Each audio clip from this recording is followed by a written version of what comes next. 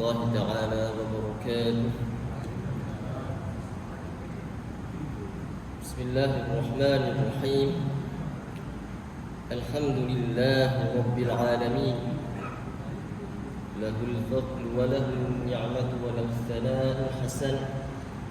صلوات الله الملك البر الرحيم والملائكة المقربين على سيدنا وحبيبنا المصطفى رسول الله محمد طه الأمين وعلى آله وصحابته الطيبين الطاهرين. Amma ba'd. Pertamanya yang dihormati tadi pengurusi surau ya, Haji. Ada pengurusi surau. Pengurusi surau kalau ada imam surau, AJK surau Al-Amin dan seterusnya, muslimin muslimat yang dirahmati Allah Ta'ala sekalian. Sebelum saya nak memperkenalkan diri saya, elok kalau saya ingatkan diri saya dan kita semua agar kita ikhlaskan niat kerana Allah Ta'ala, iaitu letakkan dalam hati kita hadir dalam majlis ilmu ini hanya mengharapkan redha Allah Ta'ala dan mengharapkan ganjaran daripada Allah Subhanahu Wa Ta'ala, dan sucikan atau sunyikan hati kita daripada sebarang tujuan untuk mendapat pujian manusia. Ini adalah dinamakan ikhlas. Dan ini pertama kali saya hadir ke sini, hadir bahasa Arab lah. Saya sampai ke sini. Sebelum ni mungkin saya pernah sampai, saya tak ingat, mungkin 12 tahun dulu saya datang dekat singgah untuk sembahyang. Betul kan? 12 tahun dulu datang semua ni. Untuk sembahyang. Saya tak ingat masa tu saya datang untuk apa, saya tak ingat. Saya singgah sembahyang sini solat asar. Asar saya ingat, asar di sini. Tapi tujuan apa tu saya tak ingat lah. Tuan-tuan mungkin tak perasan lah, tapi masa tu saya tak datang pakai mask. Tuan-tuan pun tak pakai mask. Tapi cerita 12 tahun dulu saya budak biasa je naik motor datang sini, ada tujuannya. Dan Alhamdulillah kita bertemu lagi. Kalau pernah yang bertemu dengan saya, walaupun tak ingat, bertemu lagi kita di majlis kebaikan, iaitu tempat yang baik. Alhamdulillah. Nama saya Ahmad Muzaffar bin Mahdi. Sekarang menetap di Petaling Jaya. Tapi dari tempat saya nak ke sini dalam 20 km. Taklah terlalu jauh. Mana-mana surau saya kalau atas 30 saya tak nak ambil di hari-hari kerja. Sebab takut jam tak sampai. Sampai-sampai orang balik isyak. Apa pun tak dapat. Orang kata masuk angin keluar asap. Tak mau. Bawah 30 km saya datang insya-Allah. Dan kalau tak ada hujan, datang dengan motor mudah. Dan saya membesar di Selangor. Sebelum tu membesar sebentar di Petaling, di Kampung Pasir Baru. Kalau siapa tahu di Pantai Dalam ada Kampung Pasir Baru situ. Sekarang tak ada dah, jadi Tun LP rumah saya. Kemudian pernah belajar di Mahat Syamsuddin Kelang, Kampung Jawa. Ambil sijil menengah agama. Masa tu saya jadi yang ketiga terbaik sijil menengah agama dalam Selangor. Saya tak ingat berapa, saya dapat 95.6 begitu. Mumtaz. Kemudian saya pergi lepas habis SPM, saya pergi pondok kejap. Kemudian ambil diploma dalam sains biologi UiTM. Kemudian saya masuk engineering, chemical engineering UiTM. Habis chemical engineering, hati itu tak pergi ke engineering juga. Tak pergi ke engineering. Walaupun dah praktikal, tempat kerja tu dah hawa aku saya dah. Habis belajar datang ke sini. Kita bagi terus gaji engineer. Tak risau, tak ada bagi RM1,000. Gaji engineer, berapa engineer punya? RM3,500, kita bagi RM3,500. Tapi hati tak ke sana. Hati tu nak mengajar agama. Habis je engineering, chemical engineering dapat degree. Tak ada degree, saya tak sempat kombo. Habis je mengaji, habis pengajian, prepare pula terus untuk sama pengajian.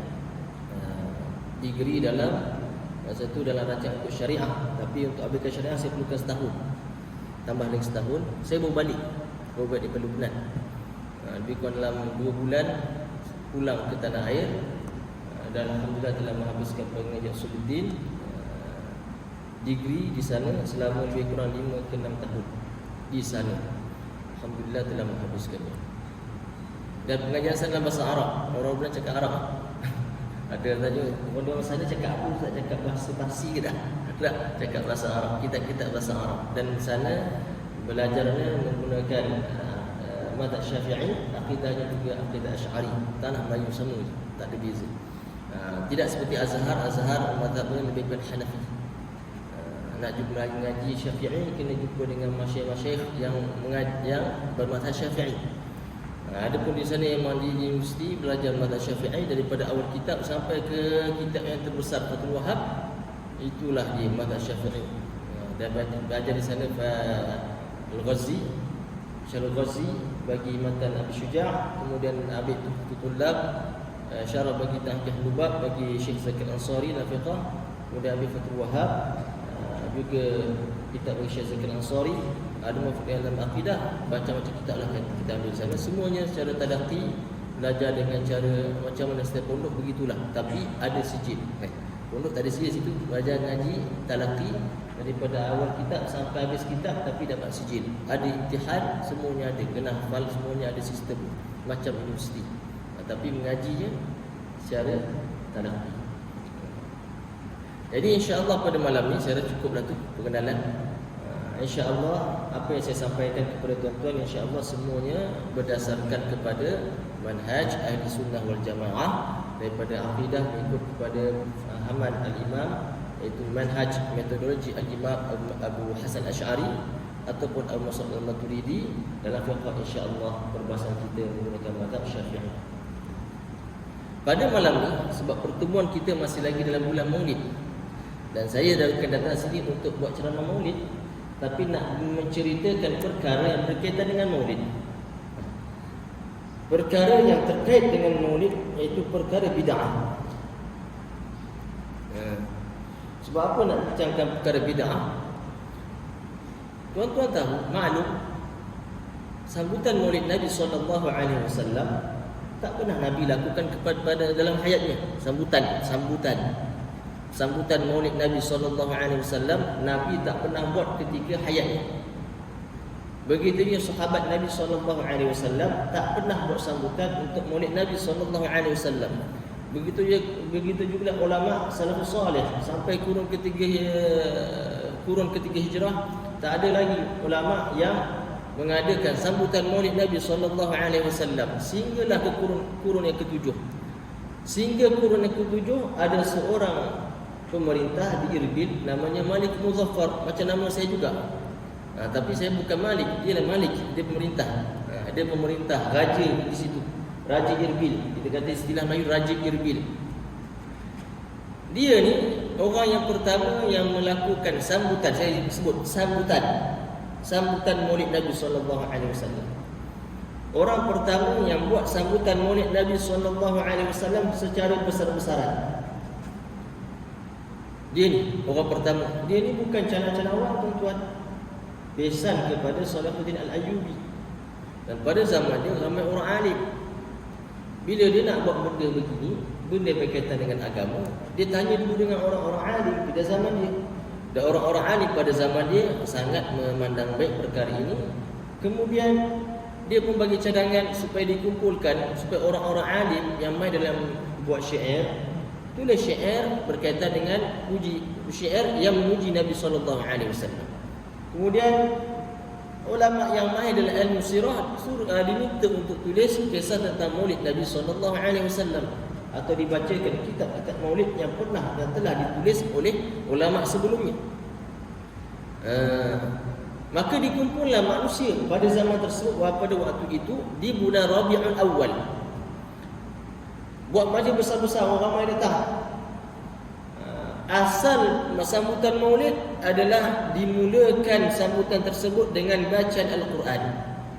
Dimulakan dengan bacaan Al-Quran, iaitu qari yang sedap suaranya memulakan sambutan tersebut dengan bacaan Al-Quran. Setelah itu dibacakan kisah kelahiran Nabi SAW. Kemudian dibacakan syair-syair yang memuji Nabi SAW. Kemudian adanya orang alim yang bangun dan berikan ceramah dan juga perkara-perkara tentang ilmu berkaitan juga dengan Nabi SAW. Kemudian adanya solat kepada Nabi SAW. Kemudian apa lagi yang terakhir biasa kita buat? Makanlah. Akhir lagi makan. Maklum. Akhirnya makan. Kemudian makan. Iaitu diberi makan kepada yang hadir. Sehingga dikhabarkan disembelih beratus ribu ekor kambing, 10,000 ekor unta dan lembu untuk beri makan kepada mereka yang hadir. Itu cerita ramai. Dan sambutan itu bukan buat satu malam, satu hari, berhari-hari. Sambutan yang besar. Tujuannya apa? Tujuannya untuk menzahirkan kecintaan kepada Nabi SAW. Tujuannya untuk menzahirkan rasa syukur kepada Allah Ta'ala yang telah mengutuskan Rasul yang mengajarkan kita agama ini, yang mengajarkan kita mentauhidkan Allah Subhanahu wa Ta'ala, yang mengajarkan kita bagaimana melakukan ibadah kepada Allah Ta'ala, yang mengajarkan kita bagaimana mentaati ibu bapa kita, yang mengajarkan kita bagaimana yang mengajarkan kita tentang kemaslahatan dunia kita dan akhirat kita. Ni nak zahirkan, nak tunjukkan rasa syukur. Bukanlah mereka berkumpul ramai-ramai kerana untuk mengingati, bergembira atas buat benda-benda ni, kerana nak mengingati, bergembira atas kematian Nabi SAW. Tidak. Ya, memang Nabi SAW juga wafat pada bulan Rabiul Awal, maklum. Tapi bukanlah tujuan mereka berkumpul menzahirkan rasa syukur sebab bersyukur sebab naik mati. Dah. Ini bukan perbuatan yang dimaklum oleh orang-orang Islam. Orang Islam tidaklah mereka berkumpul bersyukur atas musibah. Bahkan bagi orang Islam, kematian Nabi, kewafatan Nabi SAW merupakan musibah yang paling besar. Tapi berkumpulnya manusia beramai-ramai pada bulan Maulid Nabi tujuannya untuk menzahirkan rasa syukur pada Allah Ta'ala. Dan cara untuk menunjukkan rasa syukur dengan memperbanyakkan ibadah. Dalam sambutan ini ibadahlah semua. Perkara berkaitan ibadah. Yang berkaitan dengan ibadah, dengar baca Quran, dengar orang baca Quran. Kemudiannya semua yang daripada baca kisah Maulid Nabi, bahasa syair yang puji Nabi, ada orang alim yang cerita tentang Nabi, semuanya berkaitan dengan cintakan Nabi SAW. Bukankah cintakan Nabi itu antara daripada perkara yang diwajibkan ke atas kita? Mencintai Nabi, bahkan dianjurkan kita untuk menambah-nambahkan lagi cinta kita pada Nabi SAW. Sebab cinta ni ada martabat dia. Saya tak masuklah tentang martabat cinta. Cinta ni ada martabat dia. Bukan semata dalam martabat dia. Sebab itu sahabat ada di kalangan dia yang sangat cintakan Nabi, sehingga apa saja dilakukan oleh Nabi SAW dia lakukan, dia buat. Di mana Nabi sehingga di mana Nabi berhenti, di mana Nabi duduk, di situ dia duduk. Bagaimana sehingga makanan yang dia tak suka tapi Nabi suka, dia suka. Kita ni baik biasanya, walaupun kita suka seorang, kita tak suka makanan tu, kita pun tak suka.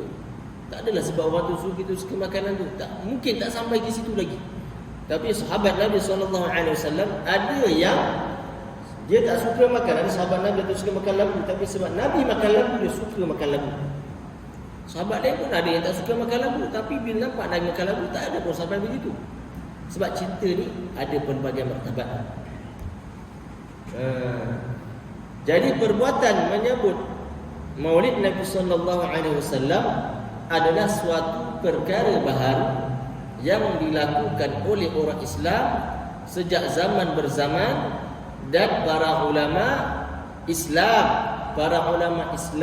di kalangan hufaz yang menghafal hadis, beratus ribu hadis, memandang baik perkara ini.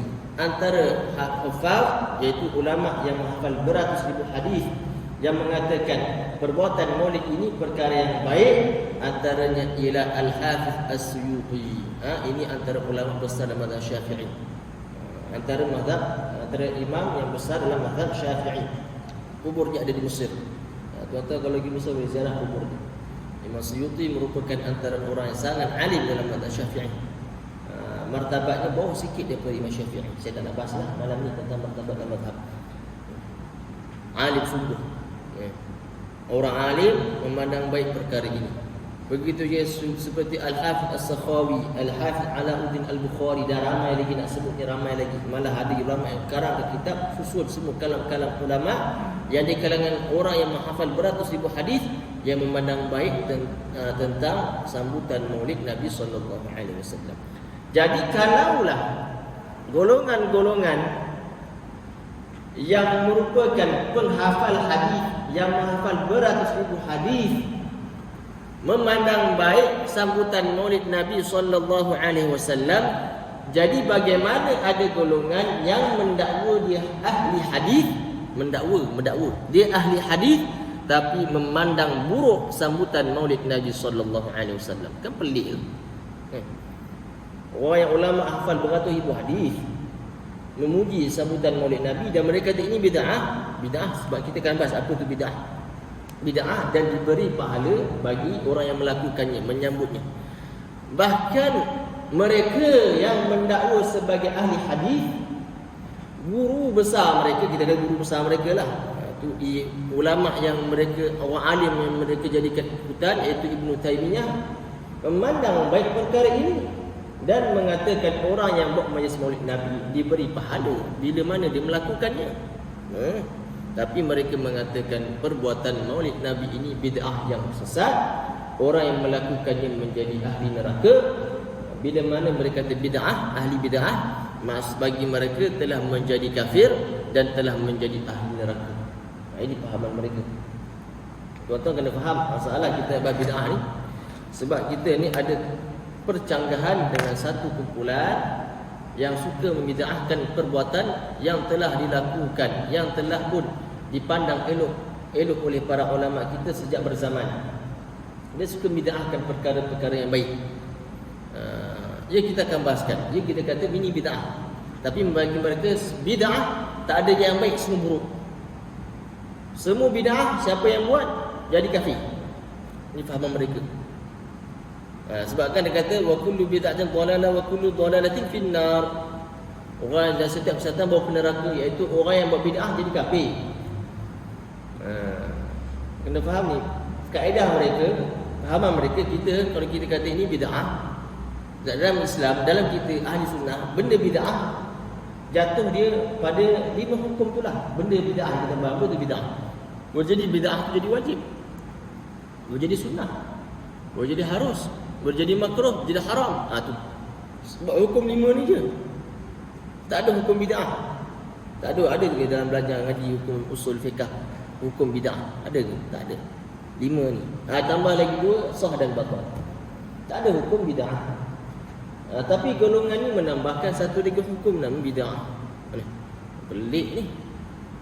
Maka mereka mengkafirkan pula orang yang melakukan bid'ah. Jadi macam mana kita nak memahami masalah ini supaya kita tidak mudah terpengaruh dengan dakwaan mereka? Kerana mereka dakwa, mereka gunakan hadis. Mereka kata kullu bid'atin dhalalah wa kullu dhalalatin finnar. Setiap benda yang bid'ah itu sesat, setiap bid'ah sesat, dan setiap yang sesat itu bawa kepada neraka. Sekarang kita nak faham, sebelum kita nak masuk dulu dalam perbahasan hadis ini, kita nak faham dulu apa makna bid'ah. Tapi nak bahas tentang bid'ah, dan saya kena terangkan kepada tuan-tuan, bila mana kita nak bahas tentang agama kita, kita kena bahas juga tentang bahasa yang digunakan oleh agama ini. Kerana Nabi SAW dia bahasa Arab, Al-Quran yang diturunkan kepadanya dalam bahasa Arab, dan Nabi berbicara mengajarkan sahabat menggunakan bahasa Arab. Maka untuk memahami agama ini mesti bahaskan dengan bahasa Arab, bukan dengan bahasa lain. Bid'ah, Nabi kata kullu bid'ah, semua bid'ah. Bid'ah tu apa dia? Dari segi bahasa Arab, bid'ah tu dalam bahasa Arab maknanya ma'uhditha ala ghairi mithali sabiq, benda yang diadakan tanpa ada yang sepertinya sebelumnya. Benda apa sahaja yang diadakan tanpa ada yang sepertinya sebelum. Tuan-tuan, cakaplah. Dari contoh mudah. 2019 datang pakai mask ke surau ni? Pakai tak mask 2019 ke surau? Pakai mask ke? Pakai tak? 2019 tak pakai kan? Tak pakai. Ni lagi pakai. Bid'ah lah. Bid'ah lah. Benda baru kan yang diadakan. Ni kita adakan benda ni, sebelum ni buat tak? Faham dari segi bahasa. Dari segi bahasa, data sebelum ni ada, dia kena scan ni. Tak ada. Ni benda baru yang diadakan, benda yang baru yang diadakan. Ada tak contoh sebelumnya? Sebelumnya ada buat tak? Bid'ah lah tu. Dari segi bahasa. Kena faham dari segi bahasa. Telefon kita bid'ah lah. Zaman Nabi mana ada telefon ni? Zaman Nabi tak ada. Kemudian dengan surau yang macam ni, ada air conditioner. Sedap dengan surau ni. Dengan adanya mikrofon.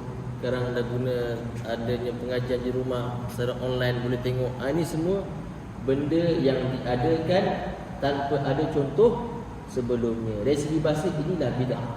Kereta, kapal terbang,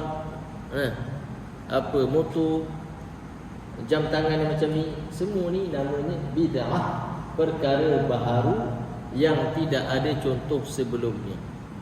Ini segi bahasa. Dalam syarak pula, apa bid'ah dalam syarak? Benda baharu, al-muhdatsu alladhi la yanussu alaihi al-Quran wal hadis. Benda yang diadakan yang tidak dinaskan oleh Quran dan tidak dinaskan oleh hadis. Dalam Quran tak bicarakan benda ni, dalam hadis pun tak bicarakan benda ni, kita buat. Itu benda baharu. Benda yang diadakan dan tidak dinaskan oleh Quran dan hadis Nabi SAW. Sekarang kita dah faham. Okey.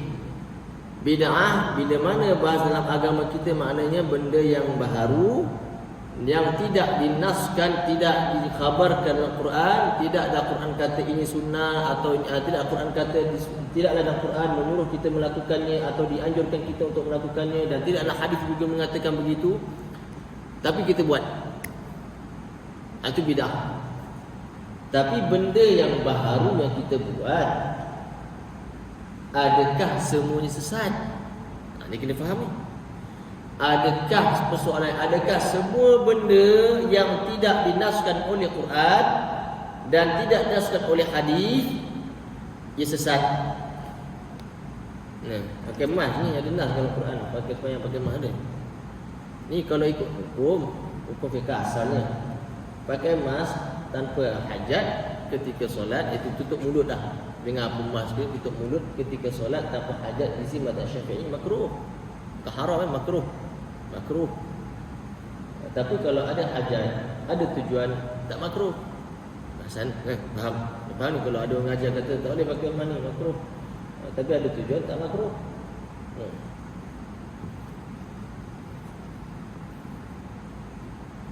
Jadi benda yang tidak dinaskan oleh Quran dan hadis, kemudian kita adakannya, adakah semuanya jadi sesat?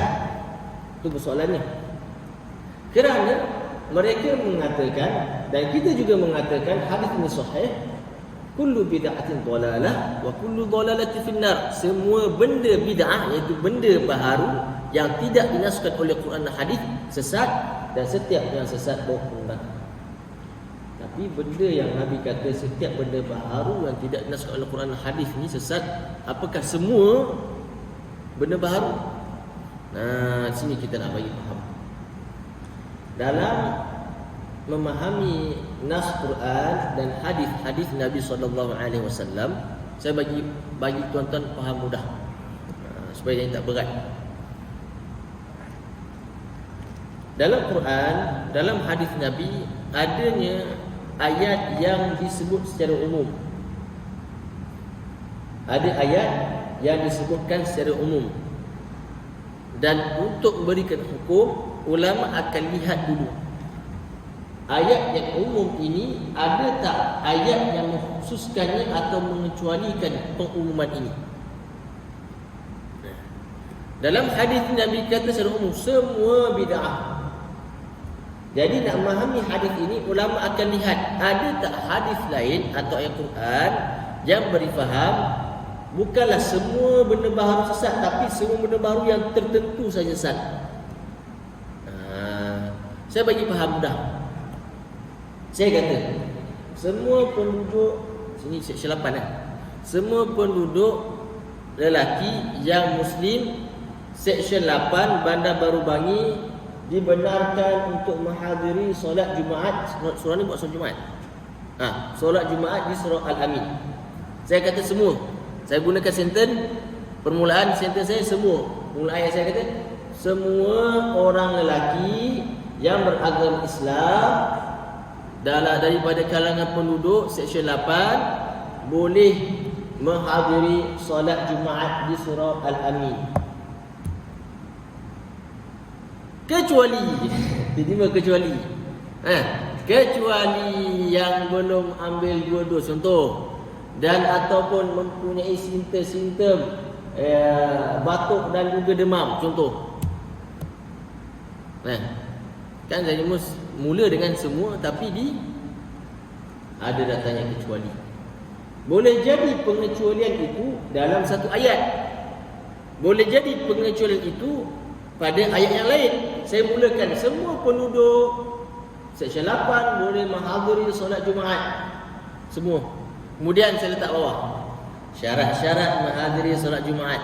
Itu kan kekhususan telah mengambil 2 dos vaksin contoh.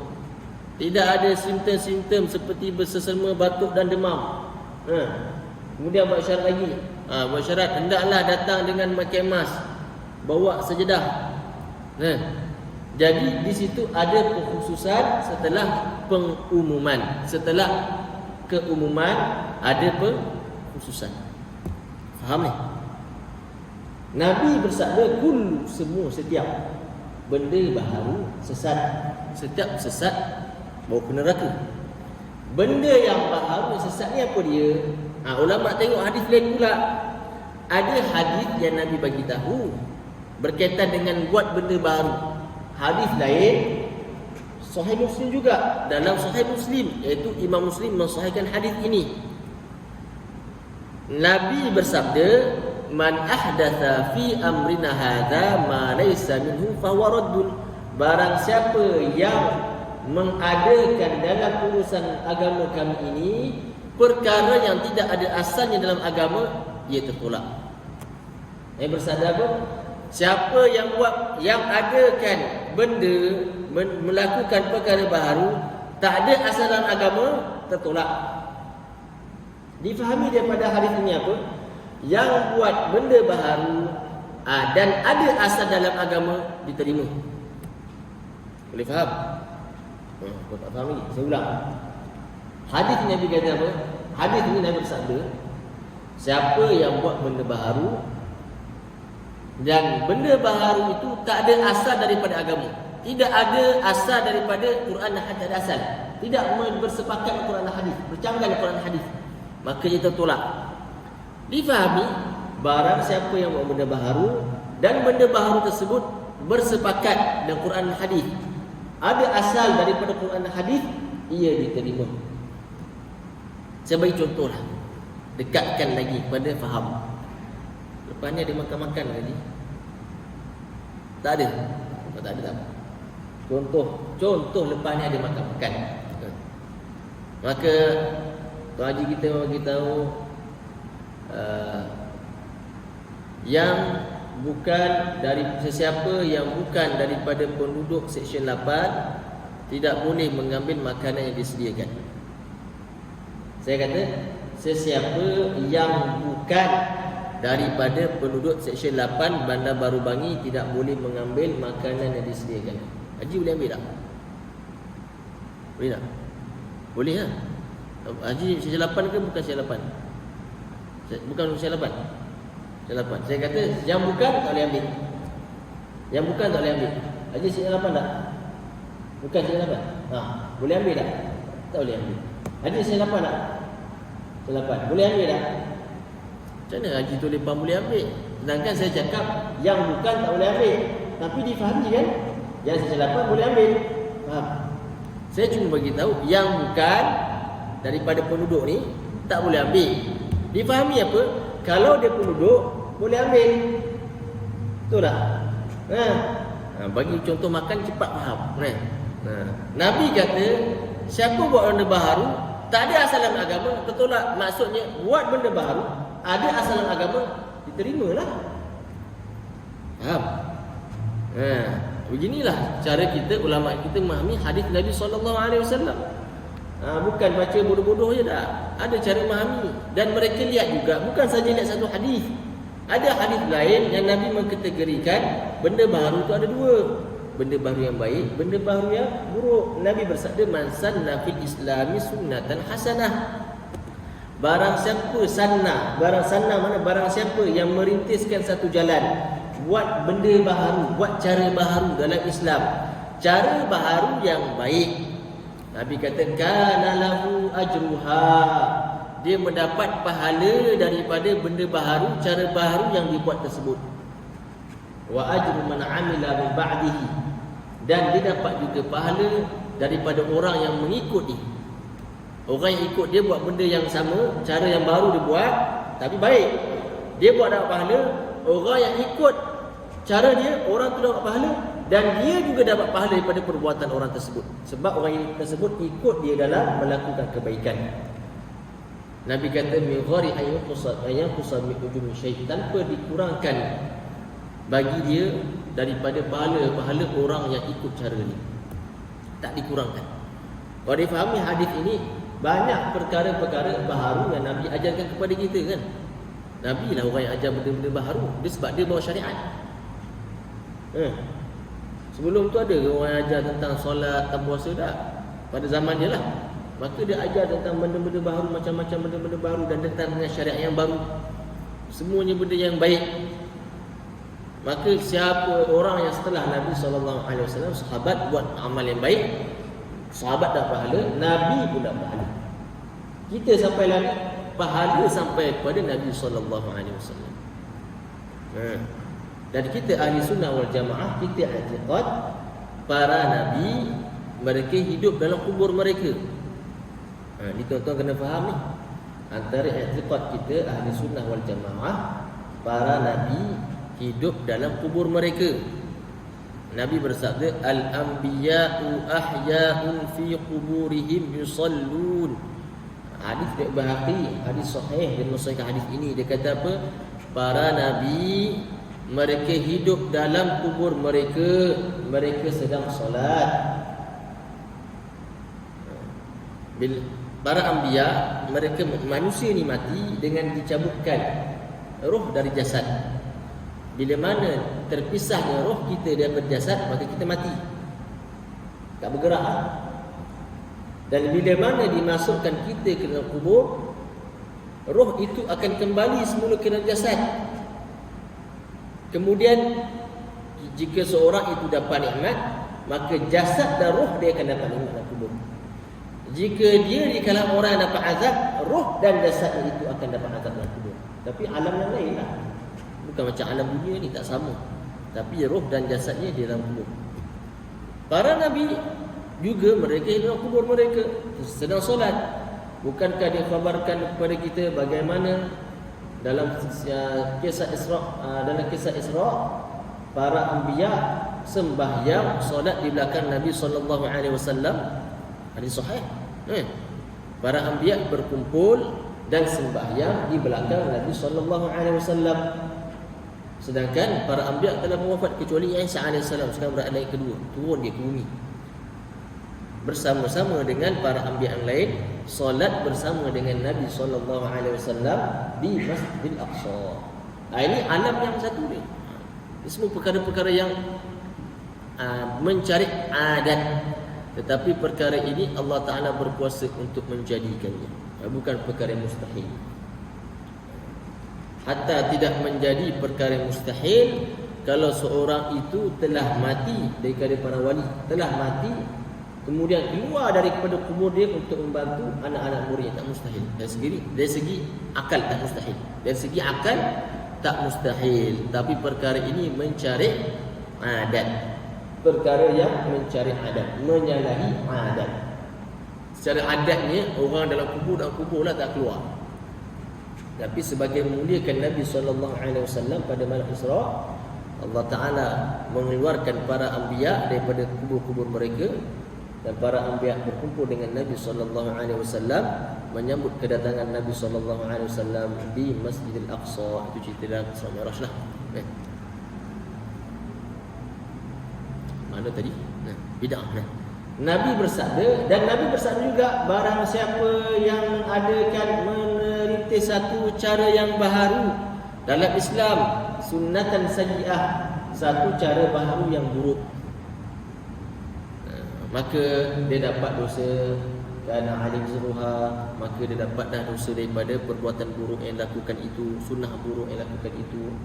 Wazru man amila ba'dihi, dan juga dapat juga dosa daripada orang yang ikut cara dia lakukan perkara buruk tersebut. Macam tadi sama juga. Dia buat benda buat contohnya sekarang. Siapa yang mula-mula membunuh manusia? Pembunuhan manusia pertama berlaku bila? Tuan-tuan tahu tak? Kan tahu semua ni. Kan? Tahu kan? Bila berlaku pembunuhan pertama dalam sejarah manusia? Zaman bila? Nabi Adam. Siapa yang bunuh siapa? Qabil bunuh Habil. Itu maklum kan? Jadi dia ni orang pertama yang melakukan pembunuhan. Inilah orang pertama. Ulama kata, dan manusia yang setelah itu yang melakukan pembunuhan, dia dapat dosa daripada perkara baharu buruk yang dirintiskan tersebut. Allah alam kisahnya bagaimana sedetail, bagaimana kisah yang Qabil setelah itu, Allah alam. Jadi kalau seorang itu buat perkara baharu yang buruk, dapat dosa lah. Kalau perkara tersebut haram, dapat dosa. Dan bila mana perkara baharu yang buruk yang haram tersebut dilakukan oleh orang lain ikut dia, orang yang ikut dia pun dapat dosa, dia pun dapat dosa sama, ada saham dia, tanpa dikurangkan dosanya sedikit pun. Sebagaimana orang dapat dosa banyak tu, dia pun dapat dosa banyak tu, tanpa dikurang walau sedikit pun. Jadi pada hadis ini kita gunakan dan ada Al-Quran yang memberi isyarat, memberi faham bahawa bid'ah itu ada bid'ah yang baik. Tapi kita nak bagi faham bahawa ulama kita ahli sunnah wal jamaah tidaklah mereka memberikan satu hukum hanya menggunakan satu hadis. Jadi bila mana kita lihat dalam hadis-hadis yang lain, kita memahami kullu bid'ah, setiap bid'ah iaitu setiap benda baharu, dalalah sesat iaitu setiap benda baharu yang tidak ada asal daripada agama, yang tidak bersepakat dengan Quran dan hadis, sesat. Setiap sesat bawa ke neraka. Faham? Sebab itu ulama kita kata bid'ah itu ada dua bahagian, bid'ah yang baik, bid'ah yang buruk. Bid'ah yang baik apa dia? Benda baharu yang bersepakat dengan Quran dan hadis, yang ada asalnya daripada Quran dan hadis. Bid'ah yang buruk yang tidak bersepakat dengan Quran dan hadis, yang tidak ada asalnya daripada Quran dan hadis. Bid'ah yang buruk. Kita lihat perbuatan Maulid Nabi SAW. Kita sebutkan tadi mulakan dengan baca Quran. Ni benda yang ada asal dalam agama atau tidak? Dia. Kemudian dibacakan kisah Maulid Nabi SAW. Bukankah ini juga perkara yang dituntut dalam syarak, iaitu melahirkan, meningkatkan cinta pada Nabi SAW, menambahkan kenal kita dengan Nabi SAW. Ada asal agama. Kemudian puji Nabi SAW dengan syair-syair. Bahkan para sahabat ada kalam mereka seperti Hasan bin Thabit selalu pernah membaca syair depan Nabi SAW, dan Nabi tak marah. Bahkan Nabi suruh tambah lagi memujinya. Nabi suruh tambah lagi puji Nabi SAW dengan syair. Ini perkara ada asal dalam agama. Kemudian ada orang yang bangun untuk berikan majlis tazkirah ilmu. Ini juga asal, dan perkara ini menuntut ilmu, mendengar majlis ilmu juga di antara perkara yang ada asal dalam agama. Bahkan menghadiri majlis ilmu dituntut oleh syarak kita. Bahkan Nabi bersabda, bila mana kamu mulai satu taman daripada taman-taman syurga, hendaklah kamu dalamnya. Apa di taman-taman syurga tersebut? Iaitu majlis ilmu. Ada asal dalam agama. Kemudian solat atas Nabi SAW, ada tak asal dalam agama? Ada asal dalam agama. Kemudian apa dia? Bagi makan pada orang ramai. Bukankah beri makan kepada orang ramai itu juga ada asal daripada agama? Jadi perbuatan sambutan Maulid Nabi ini kita nak kategorikan mana? Ulama kita kata bid'ah yang baiklah. Sebab apa? Sebab bersepakat dengan Quran dan hadis Nabi SAW. Kalau dalamnya dibuatlah, dalam sambutan tersebut dibuatnya diedarkan arak, ini tak ada asal agama, bahkan bercanggah dengan syarak, maka ia bukanlah benda yang baik. Faham? Orang yang kumpul ramai-ramai, buat pesta arak, buat contoh bid'ah yang orang-orang yang berfikiran pelik ni, dia ada, kita tengok dia ada buat, kita tengok kat berita dia buat apa, pesta belon, pesta buih. Benda ni mungkin dulu tak ada, dia pun fikir benda buat pesta buih, buat pesta lain. Semua mereka ni orang yang bertuhan, kita kata bertuhankan nafsu, yang menjadikan nafsu dia sebagai ikutan dia, yang mengikut hawa nafsu dia, sentiasa memikirkan benda-benda baharu untuk memuaskan hawa nafsu dia. Semua benda-benda baharu yang dia buat untuk memuaskan hawa nafsu, semua bid'ah, kita bid'ah yang sesat. Bahkan akidah-akidah yang bercanggah dengan akidah Nabi SAW yang datang, akidah yang baharu yang bercanggah dengan akidah Nabi juga dikatakan bid'ah yang sesat. Nak azan dulu ke apa? Boleh sambung tak lepas tu? Boleh Ada minit? 10 minit.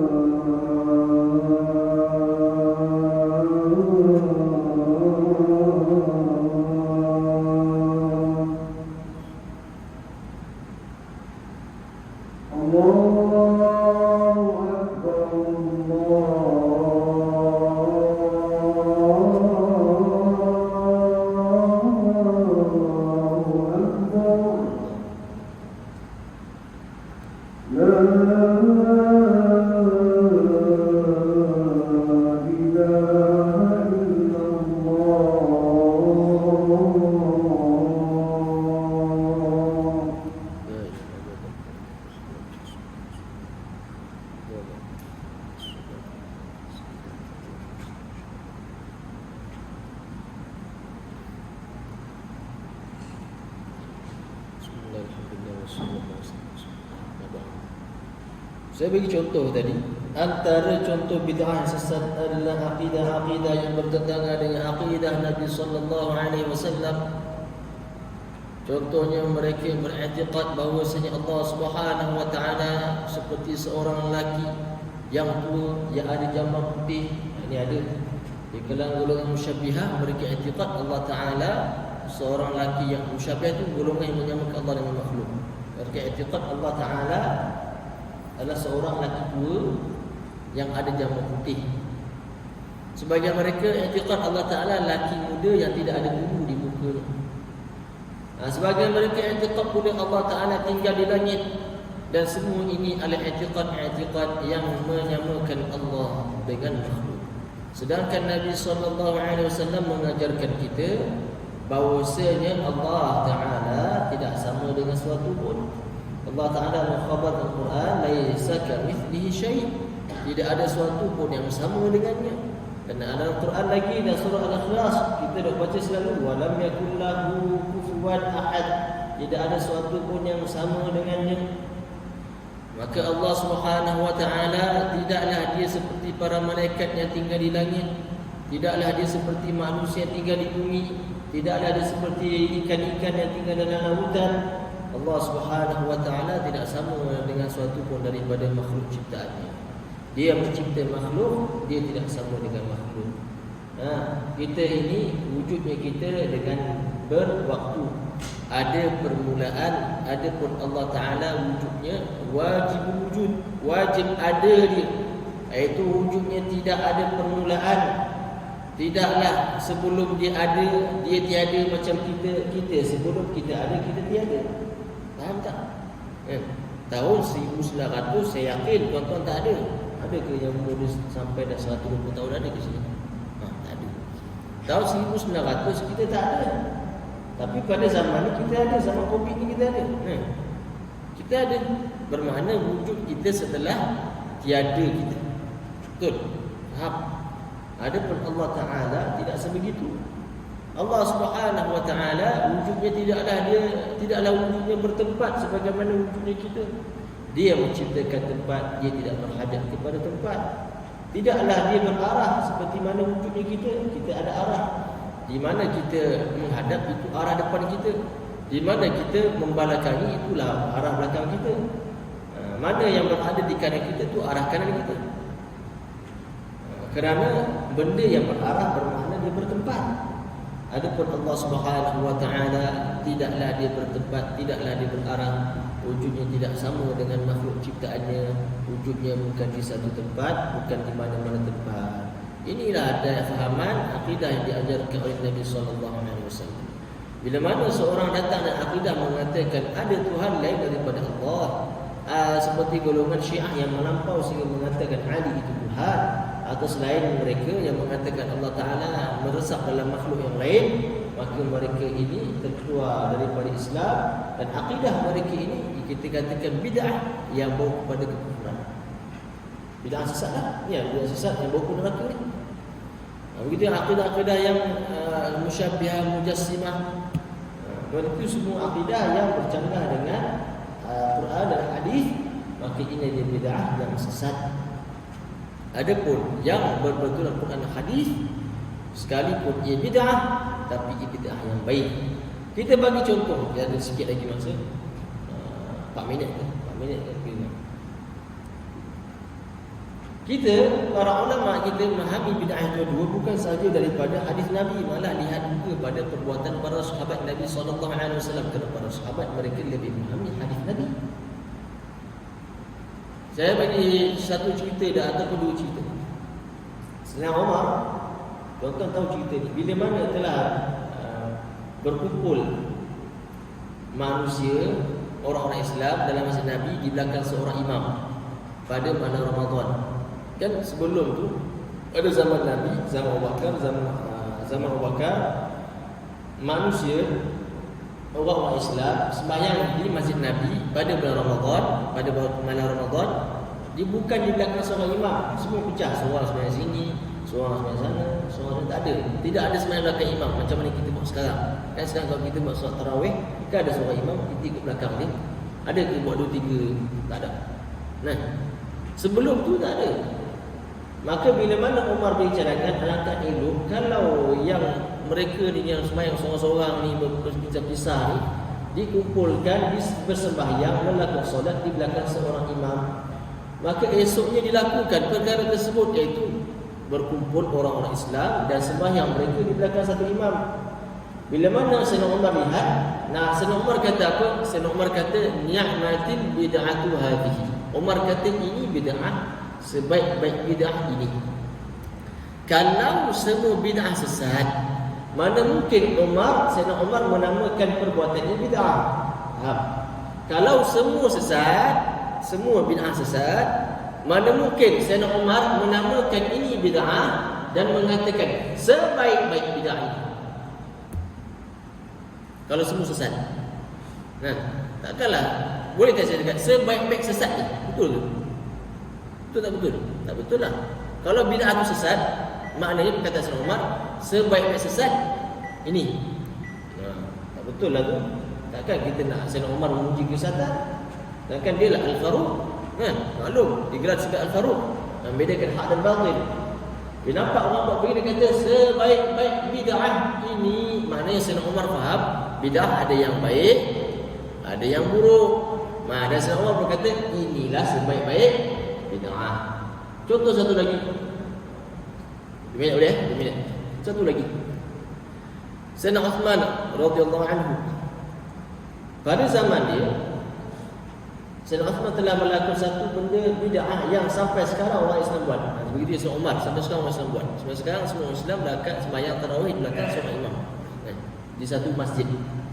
Satu masjid belakang di sembahyang tarawih di belakang seorang imam. Pada zaman Sayyidina Uthman menambahkan satu azan pada hari Jumaat. Azan apa tu? Saya ceritalah. Pada zaman Nabi, zaman Abu Bakar, zaman Sayyidina Umar, azan Jumaat hanya dilakukan setelah khatib naik atas mimbar. Bila khatib naik mimbar bagi salam, dia duduk, maka dilakukan azan. Betul. Itulah azan yang dilakukan pada zaman Nabi, zaman Umar dan juga zaman Sayyidina Abu Bakar dan juga Sayyidina Umar. Tak ada azan, tidak lakukan lagi azan masuk waktu zuhur. Tak ada. Pada zaman Sayyidina Uthman, penduduk Madinah bertambah dan Madinah menjadi luas.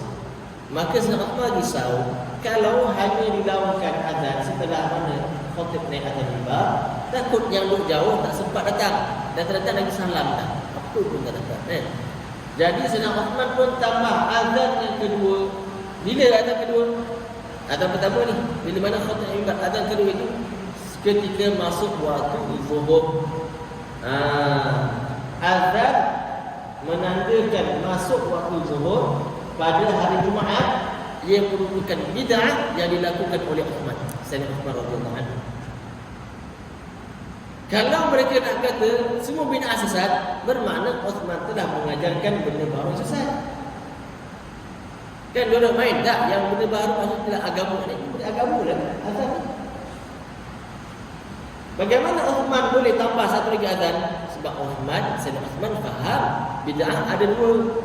Ada benda baharu yang baik, ada benda baharu yang buruk. Maka kita ini umat Islam, tidaklah kita memahami masalah agama semata-mata dengan satu hadis, kemudian kita nak menggunakan hawa nafsu kita untuk menghukumkan perkara-perkara yang kita hukumkan sebagai sesat dengan satu hadis saja. Tidak.